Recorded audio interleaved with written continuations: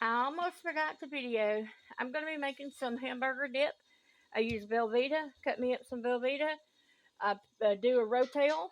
I drain my juice, because if you don't, then it'll change your Velveeta, make it look pink, and I don't like that. But I use probably maybe about a little over a half a block of Velveeta. I got my hamburger meat going. It had been frozen, so it's kind of still defrosting. But once it gets done, I'll put my cheese in there, and then I'll put my rotel. I'll show you what it looks like. I just use the original, but you can use any type of rotel you want to. But this is how I make my hamburger dip. Alright, hope you enjoy this video. Stay tuned, and I'll show you what it looks like when I get it together. I was going to show you this. If you get to shop at a outlet store, we have United Grocery Outlet. I only gave $5.99 for the Velveeta cheese, and it's a lot more other places. But yeah, that's a good deal. Okay, this is about much cheese I'm going to cut up. And my meat's getting done, and when it gets done, I'll have to drain the grease, and I'll be adding my cheese in and my rotel in, and put the lid back on and lets it melt. Okay, I'll be back. Okay, this is the size I like to do my Velveeta, so I can put it throughout the skillet and it'll melt easier. But that's how I do it. Okay, still waiting on my hamburger. I fry my hamburger meat kind of on halfway, a little under halfway, because I like it to be done, of course. I don't like any red in it, but I like it to be, I don't like it to be crispy. I want it to be soft.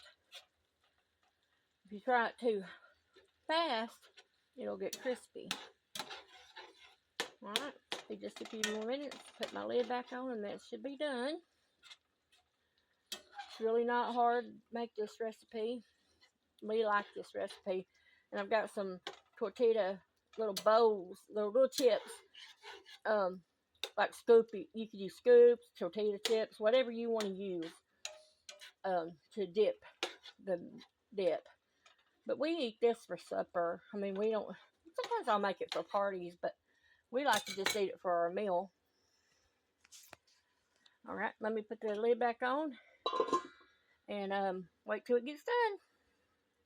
I have my hamburgers done, and I got my grease drained. Go ahead and put my rotel in. Okay. Then need to get my cheese. Nothing ever moves easy for me. And I'll put my cheese throughout the skillet. I'm sorry, I lose my chain of thought sometimes. And once it's all in here, I want to mix it up. But this is how I do it. And I just put the lid back on for just a few minutes and let it melt. And then I'll mix it up, and I'll show you what it looks like when it's done. Okay, it's been just a few minutes. Let's see what it's looking like. Okay, it's not all melted yet, so, or much, so I'll be stirring it up a little bit.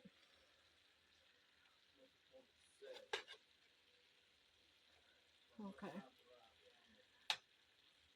So the best thing to do is just gonna have to let it stick into my skillet. To my. Okay. I'm gonna let it melt a little bit more. A lot more. These are the chips I bought at Walmart to use. Alright, let's look at it. Okay, it's still getting a little melty. Got a long ways to go. I'll just show you what it looks like when I get it done. Sit and watch it. It's going to take a lot longer. I'll be back. Okay, here you go. This is the way it is. If you hadn't drained that rotel, if you didn't drain the juice off, then your cheese would be all pink looking, and I don't like that. But the best thing to do is just put your cheese and rotel in there. And if you have patience, which I don't, I sit here and stir mine up like this so it would get broken up and melted quicker, because I get impatient. But Yeah, very easy to make and so good. Alright, I'm going to fix me some for supper, and I'll see you guys later. See you in the next video. Hopefully it won't be very long till I find something else that I'm going to cook that I hadn't already put on here. But I hope you enjoyed this recipe. Have a great day.